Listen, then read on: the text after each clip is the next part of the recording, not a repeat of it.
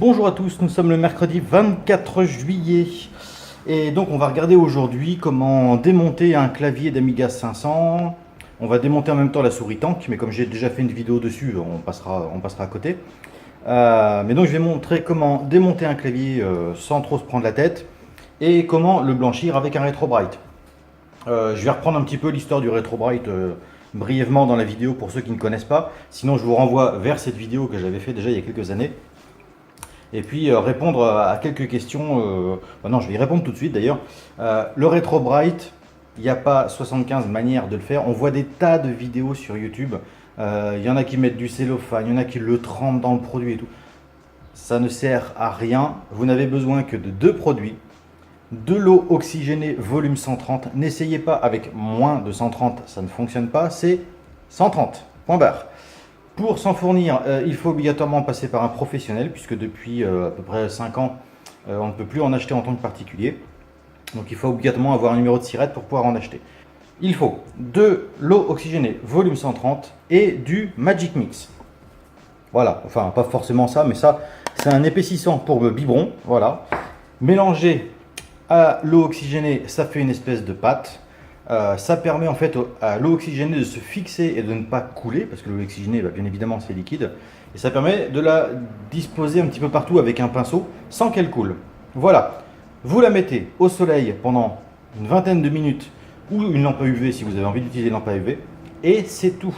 Pas de cellophane, pas de trucs abracadabrantesques. Ça ne sert strictement à rien. Là, maintenant que la parenthèse est faite, on va revenir sur le clavier que j'ai récupéré hier à la déchetterie. Bon, j'ai un petit peu déchanté, hein, parce qu'après avoir fait la vidéo, bien évidemment, je me suis mis à tester le matériel. Donc la souris, bon, évidemment, il va falloir changer les micro-switches et puis nettoyer la boule. Ça, c'est bon. Le lecteur de compact flash ne fonctionne pas. La PCB clavier qui est là, non, j'ai pas réussi à la faire fonctionner non plus. Alors, il y a peut-être quelque chose qui marche pas, mais bon. Voilà, sinon, pour le reste, ça fonctionne à peu près. Et concernant le clavier, en fait, toutes les touches ne fonctionnent pas. Hier, quand je l'ai testé, ça fonctionnait, mais j'ai pas essayé toutes les touches une par une. Donc là, je l'ai passé avec mes ROM Dialoga qui permettent de voir toutes les touches une par une. Et il y a une rangée de touches qui ne fonctionne pas, donc en diagonale, ce qui veut dire qu'il y a sûrement une piste de coupé sur la nappe, ou alors une saleté. On va voir vu qu'on va la démonter. Après, on voit que ici, on a un bel impact. Ça n'a pas l'air comme ça, mais c'est bien enfoncé. Est-ce que ça gêne le fonctionnement? Ça, on verra après. Donc, j'ai pré-démonté le clavier. Il me reste une vis à enlever. Hop. Donc, j'enlève la dernière vis. Hop. Donc là, il n'y a rien de sorcier, hein. On enlève toutes les vis. Il n'y en a qu'une qui est différente ici en haut à droite. En haut à gauche, pardon. Qui est une vis avec une collerette. Voilà, les autres n'en ont pas. C'est le seul moyen de la différencier. Donc une fois que vous avez enlevé toutes les vis, vous maintenez les touches du clavier, vous retournez le clavier et vous pouvez enlever la partie plastique. Voilà. Donc là ici on peut voir la nappe, on voit que la petite LED du témoin de majuscule est restée collée sur la nappe, donc attention à ne pas l'abîmer parce que c'est assez fragile. Et on voit qu'il y a des belles traces ici, on voit qu'il y a de la rouille. Donc ce qui peut expliquer qu'il y ait quelques touches qui ne fonctionnent pas. On a un peu de saleté aussi qui est rentrée, mais c'est pas ce qui nous concerne pour le moment. À savoir que maintenant sur eBay, il y a des vendeurs qui revendent des nappes clavier comme ça qui ont été refaites à neuf, des nouvelles productions. Ça vaut une quinzaine d'euros. C'est pas donné, mais bon, c'est que 15 euros pour remettre un clavier fonctionnel. Donc voilà, si vous avez un clavier avec des touches qui ne fonctionnent pas, vous savez qu'il y a toujours une solution. Concernant les touches, donc là elles sont sales et jaunies. On voit qu'elles n'ont pas jauni uniformément, hein. On voit qu'il y a du blanc en bas et du jaune en haut. Voilà. Et dessous on a les contacts. Alors les contacts, voilà, ce sont ces petits comment on va appeler ça, c'est un petit caoutchouc qui fait contact en fait, hein. Quand on appuie, les deux pattes ici sont en contact avec la nappe et du coup ça envoie l'information comme quoi on a bien appuyé sur cette touche. Donc pour le Retrobrite, on ne va pas démonter les touches une par une, déjà parce qu'on risque de casser les touches, Et secondo, parce que c'est pénible, tout simplement. Donc ce qu'on va faire, c'est qu'on va le poser sur quelque chose de relativement plat et de si possible de propre. Et on va badigeonner le produit du Retro Bright sur le dessus du clavier. Et on va le laisser comme ça en plein soleil. Et on va en profiter pour démonter la souris.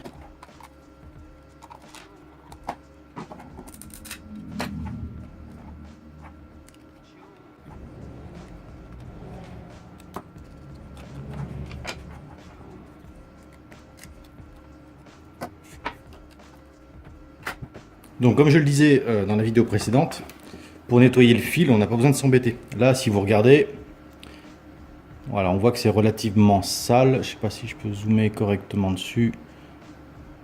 Bon, enfin bref, on voit que c'est sale. Donc il suffit de prendre une éponge, d'enrouler le fil. Bon, il faut le faire sur toute la longueur, là c'est juste pour vous montrer.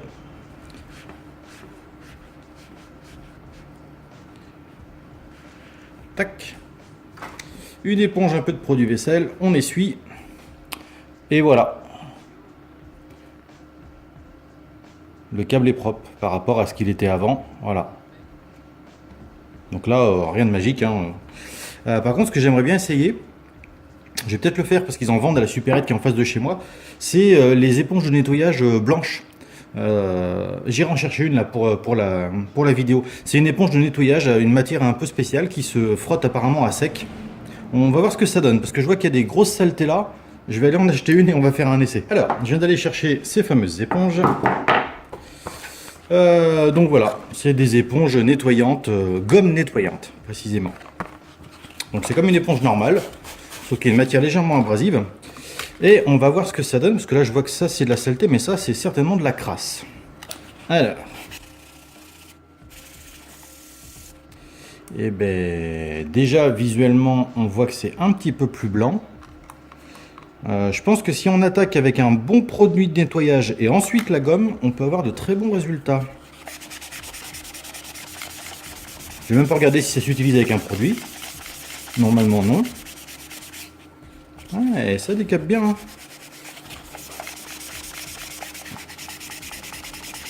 Alors ça reblanchit pas bien évidemment, hein, parce que le plastique est jauni en interne. Alors d'après ce que j'avais entendu, dans ces plastiques-là, les plastiques des années 80-90, il y avait un produit pour ignifuger le plastique, donc pour éviter qu'il brûle. Alors je ne sais pas si c'est vrai, mais apparemment ce serait ce produit-là qui, avec le temps, se mettrait à jaunir. Résultat pour cette fameuse éponge, donc gomme nettoyante. Je pense que sur un produit qui n'est pas forcément jauni, ça fait quand même un travail, ça fait le boulot quoi. Il n'y a pas photo. On voit que ça enlève bien la saleté. Ah, il n'y a pas photo, ouais.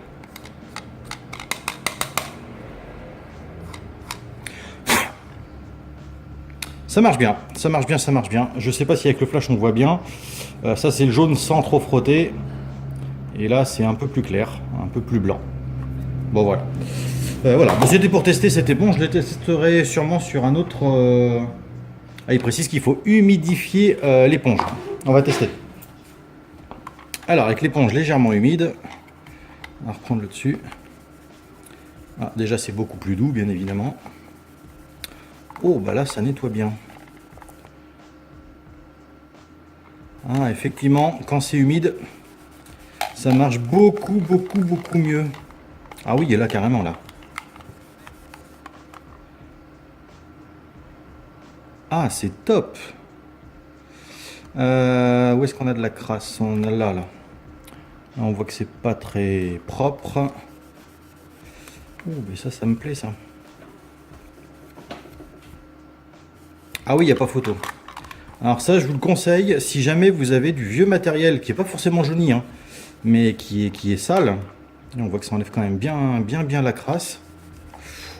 Et ben, je vous conseille ça. Hein. Donc, gomme nettoyante.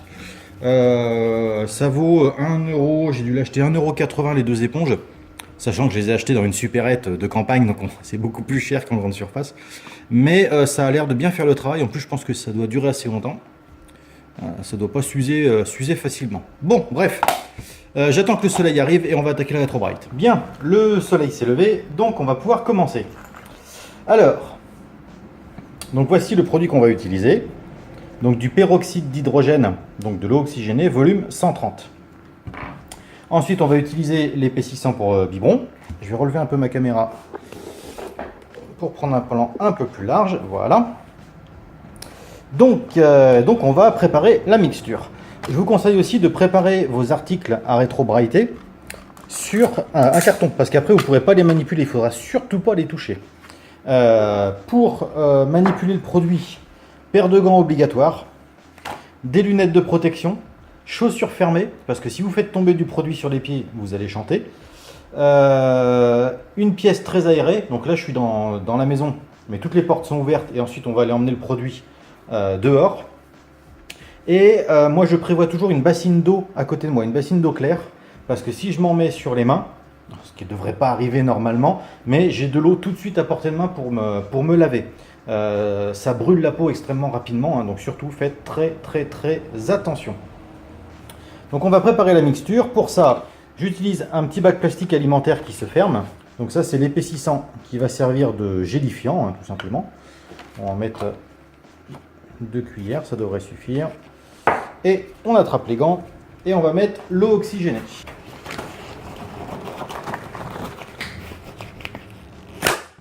Penche-toi en avant et tousse.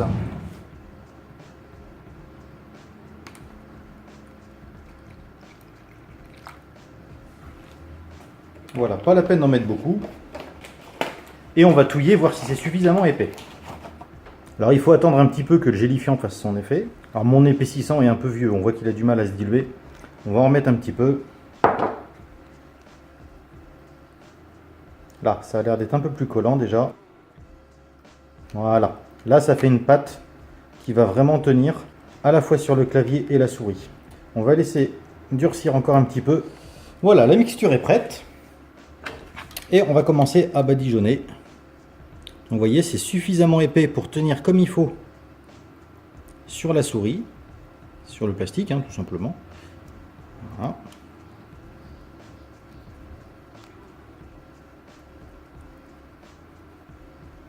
Il faut que ce soit vraiment réparti uniformément, sinon vous aurez des traces.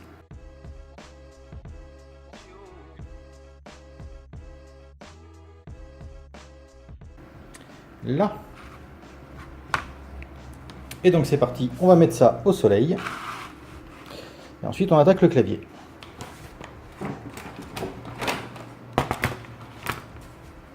Alors en ce qui concerne le soleil, c'est pas une question de chaleur. Vous pouvez même faire ça s'il n'y a pas vraiment de soleil, parce que la réaction elle se fait avec les UV. Elle se fait pas du tout avec le soleil, avec la chaleur en fait. Donc même si vous avez un temps assez médiocre, tant que vous avez des UV, ça marche. Une autre consigne aussi, c'est d'éviter de badigeonner les touches marron, parce que parfois il y a une réaction qui se fait et qui les blanchit elles aussi. Et du coup, elles ne sont plus marron, elles deviennent grises moches. Donc on évite de les badigeonner, surtout que vu qu'elles sont marron, on n'a pas besoin de les blanchir. Donc là, il faut être assez généreux hein, pour bien passer entre les touches.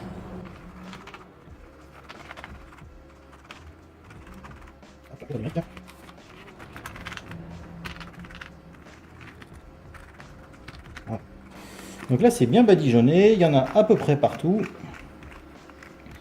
Moi j'essaye toujours de remplir entre les touches parce que c'est là où il y a du jaune et que c'est difficile d'accès.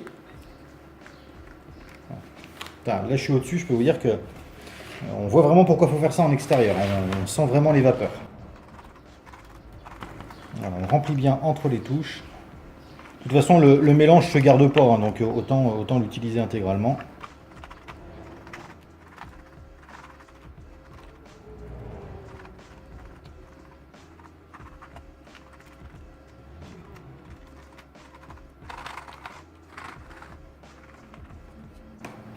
Allez, c'est parti, on emmène ça au soleil.